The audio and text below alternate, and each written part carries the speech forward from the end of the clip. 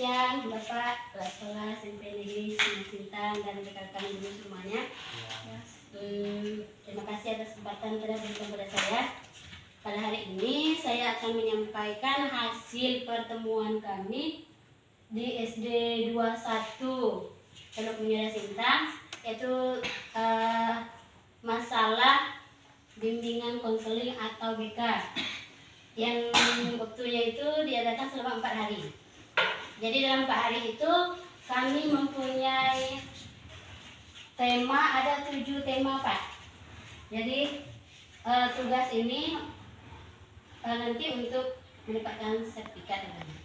Cuma dari 7 tema itu kami hanya disuruh memilih 1 tema untuk pengemasan ke sekolah. Ya. Jadi sini tuh dia nggak pakai tema, jadi dia pakai jurus katanya. Jurus 1 itu saya hanya membaca judulnya saja ya teman-teman. Jurus 1 itu yaitu kenali potensi. Maksudnya potensi yang dikenalkan itu potensi anak. Terus yang kedua itu kelola emosi, yaitu emosi anak juga. Terus yang jurus ketiga itu tumbuhkan resiliensi, yaitu resiliensi itu bagaimana cara kita mengelola emosi kita sendiri. Terus jurus kelima itu ada jalin koneksi. Nah, koneksi itu tahu kita kan. Terus yang keenam itu bangun kolaborasi. Yang ketujuh itu menata situasi. Gimana caranya Pak? menata situasi. Ya udah gitu ya.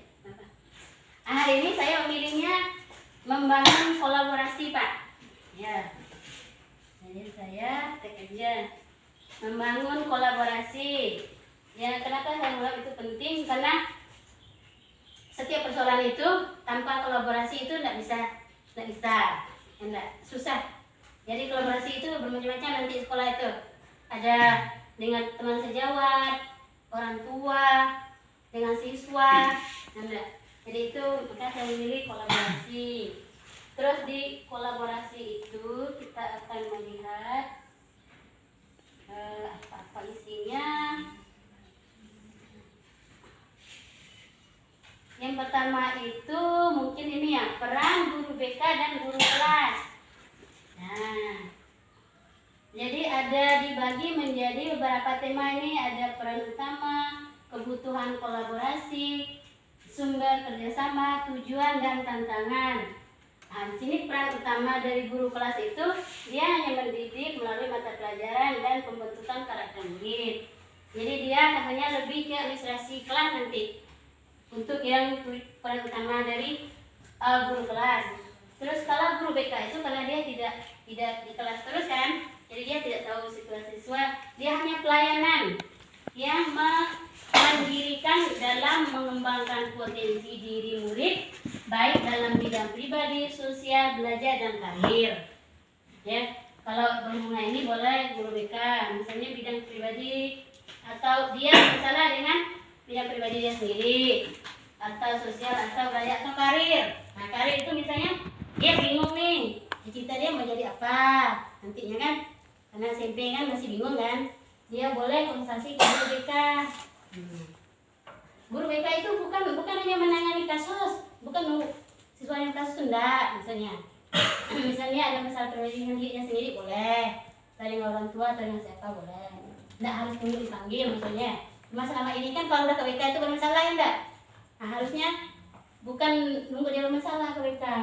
Cuma karena kita tidak ada guru BK ya anggapannya sekarang ya masih bermasalah ya BK ya Pak ya. Nah, terus kebutuhan kolaborasi, kebutuhan guru kelas dalam kolaborasi itu membantu memahami dan mengatasi masalah belajar. Itu kebutuhan guru ya, masalah belajar, sosial, emosional dan perilaku murid. Nah, kalau kebutuhan kolaborasi untuk guru BK itu mengembangkan program BK intervensi terpadu melalui kolaborasi lintas peran di sekolah. Ini karena dia tidak masuk, jadi dia perlu kolaborasi lintas peran di sekolah. Misalnya lintas dengan guru mapel, ya enggak? Lintas dengan wali kelas. Nah, ini kebutuhan dari guru BK itu berbeda dengan kebutuhan di guru kelas. Terus sumber kerjasamanya ini sih hampir sama-sama. Sumber kerja utama dari guru kelas, orang tua, pastinya kepala sekolah, guru mapel, konselor, pihak luar sekolah yang terkait. Jadi itu sumber kerjasama dari guru kelas. Sedangkan guru BK sumber kerjasama itu guru kelas atau wali kelas, guru mapel, kepala orang tua, masyarakat, pihak terkait lainnya. Hampir sama sih ya enggak? Ada guru. Pokoknya sekolah itu sumber kerjasamanya ya hampir sama. Terus tujuan dari guru kelas menciptakan lingkungan belajar yang mendukung dan holistik. Nah, ini tujuan dari guru kelas. Sedangkan tujuan dari guru BK meningkatkan kesejahteraan pribadi, sosial, akademik, dan karir sebagai bagian dari proses perkembangan yang utuh. Ya, dari tujuan di guru BK. Jadi tidak ada di sini sebenarnya guru BK itu menindaklanjuti masalah-masalah harus diselesaikan Pak ya. Nah, jadi kita tuh benar-benar membantu anak itu maju, membantu anak itu misalnya dia ada kesulitan belajar dibantu oleh guru BK. Enggak. Terus bahasanya pun kemarin antara guru BK dengan guru apa? Wali dengan kesulitan itu agak beda Pak.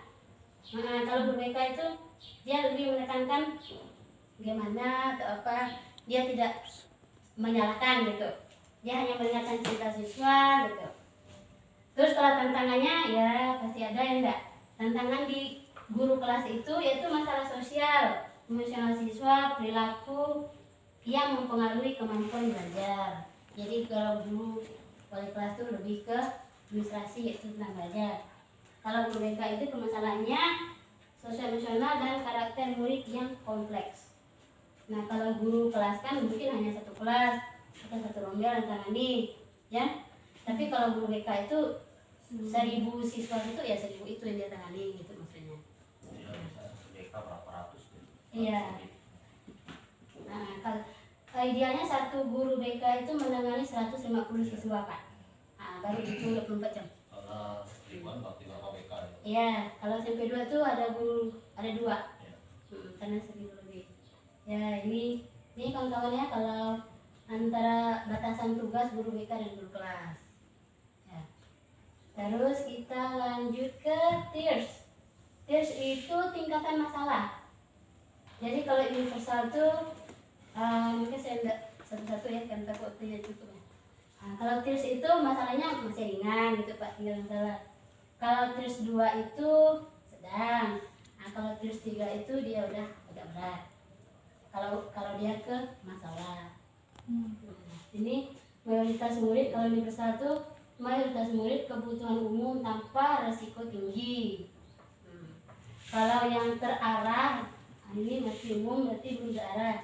Kalau udah kita arahkan masalahnya murid yang kesulitan mulai terlihat membutuhkan dukungan tambahan. Ya mungkin mereka kalau yang umum itu kan ribut di kelas mungkin ya Pak ya. Nah hanya tidak perhatikan gurunya mengajar. Nah kalau yang mulai terlihat itu mungkin dia mulai bolos atau kayak jam dia tidur terus enggak mungkin itu perlu. Nah kalau yang berat itu murid dengan kebutuhan signifikan dan kompleks memerlukan layanan individual. Nah itu tahu kita kan. Terus indikasinya, indikator perlunya kolaborasi dalam penanganan masalah murid. Nah ini dia. Nah ini ada caranya. Jadi sekolah itu bisa dengan mitra guru atau BK, konselor, psikolog, dokter, kita bermajalah apa ya, psikolog atau dokter atau ahlinya enggak.